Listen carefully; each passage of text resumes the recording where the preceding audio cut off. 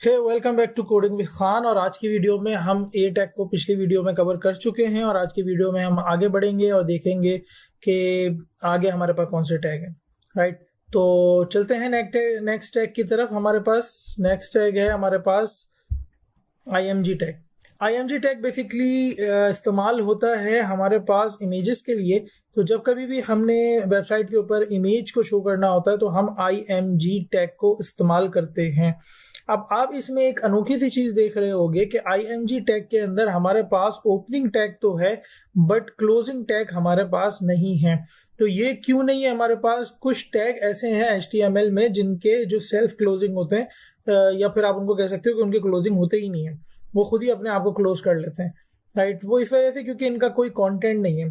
तो जो इनका एट्रीब्यूट है वो ही इनका सब कुछ होता है, इनके अलग से कोई कंटेंट इनका नहीं होता।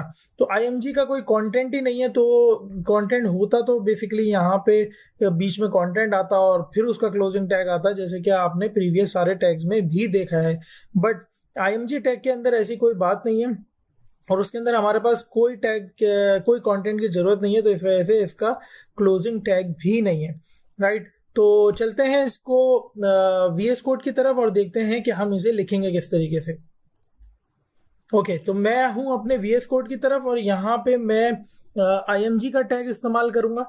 राइट, तो मैं आ जाता हूँ नीचे और मैं यहाँ पे एक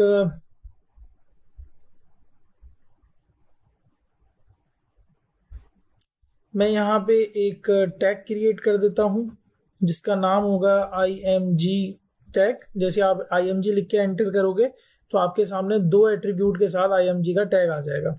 एक है सोर्स एट्रीब्यूट और एक है ऑल्ट एट्रीब्यूट। राइट, तो इससे पहले कि मैं IMG को इस्तेमाल करूं, मैं चलता हूं एक वेबसाइट की तरफ जिसका नाम है pexels.com।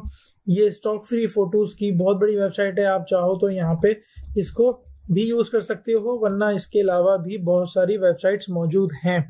राइट, तो यहाँ पे हम एक काम करते हैं, हम कोई अच्छी सी तस्वीर देखकर हम यहाँ पे इसको शो करवाते हैं। राइट, तो फॉर एग्जांपल मैं ये तस्वीर को ओपन कर लेता हूँ और यहाँ पे अच्छा, अब देखें आप, मैं तस्वीर को दो तरह से शो करवाऊंगा। एक मैं शो करवाऊंगा इसको अपने पास डाउनलोड करके। राइट, मैंने इसको डाउनलोड कर लिया। ओके, तो ये मेरे पास डाउनलोड हो गई और डाउनलोड होने के बाद मैं इससे पहले कि डाउनलोड करके इसे लगाऊं, वो मेरे डाउनलोड के फोल्डर में चली गई होगी। मैं एक काम करता हूँ, मैं इमेज पे राइट क्लिक करता हूँ और यहाँ पे मेरे पास है कॉपी इमेज लिंक। मैं इस पे क्लिक कर देता हूँ। जैसे मैं कॉपी इमेज लिंक पे क्लिक करता हूँ तो मेरा जो लिंक है इस इमेज का वो मेरी पास मेमोरी में कॉपी हो चुका है। अब मैं आता हूँ सोर्स के अंदर वैल्यू, जो ये यहाँ वैल्यू लिखते हैं, आपको पता होगा इन्वर्टेड कॉमास के बीच में, अभी बताया मैंने पिछली वीडियो में।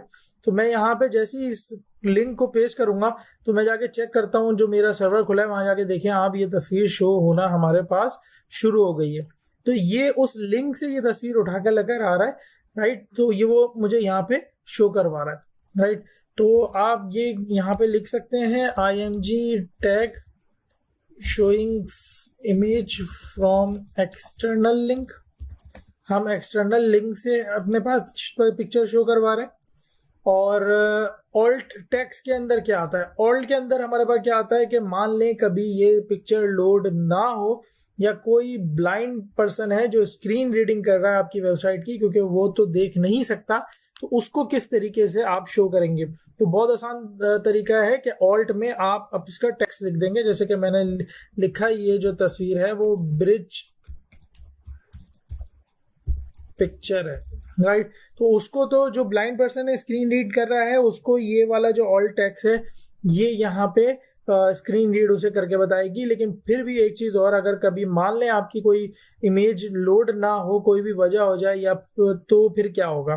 तो मैं यहाँ पे एक इमेज को ना लोड करके आपको दिखाता हूँ। मैं इसका URL छेड़ देता हूँ यहाँ पे और देखो आप, आपके पास हो, ये तो लोड हो रही है।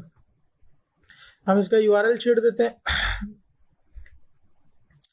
अच्छा, चले, कोई बात नहीं, हम इसको यहाँ पे इसका URL चेंज कर देते हैं और यहाँ पे ये URL आ गया इसका। अब आप देखो इसकी इमेज जो है वो URL इसका उठा के नहीं लेकर आ रहा क्योंकि उसे करेक्ट URL नहीं मिल रहा है।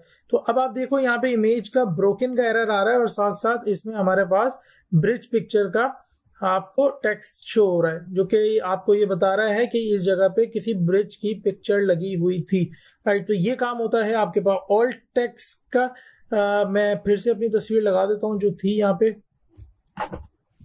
राइट। तो ये तस्वीर वापस आ गई यहाँ पे। अब ये तस्वीर जो है वो मेरे पेज पे बहुत बड़ी है, तो मैं चाह रहा हूँ कि इसको थोड़ा सा छोटा कर लूँ। तो किस तरीके से करूँगा, हमारे पास इसी क्लोजिंग एंगुलर ब्रैकेट से पहले एक और एट्रीब्यूट है जिसका नाम है विड्थ। आप विड्थ लिख के जैसे ही एंटर करोगे तो विड्थ का एट्रीब्यूट अपने पूरे सिंटैक्स के साथ आ जाएगा। बीच में आपको जो भी साइज करना है उसका, मुझे करना है इसको 300, और ये देखें आपकी जो विड्थ है वो अब छोटी हो गई है। 300 यहाँ लिखा है, लेकिन ये डिफॉल्ट पिक्सल में जाती है। अगर आप मजीद इसको छेड़ना चाहें तो हम CSS का इस्तेमाल कर सकते हैं। आप यहाँ पे विड्थ के साथ एक और एट्रीब्यूट यूज कर सकते हो, हाइट का। और मैंने हाइट लिखा फॉर एग्जांपल कि मुझे 150 हाइट की पिक्चर चाहिए। तो ये तस्वीर अब आप देखो थोड़ी सी कोलैप्स हो गई है आपके पास, थोड़ी सी कंप्रेस होके इसका साइज ही बिल्कुल बिगड़ गया, राइट।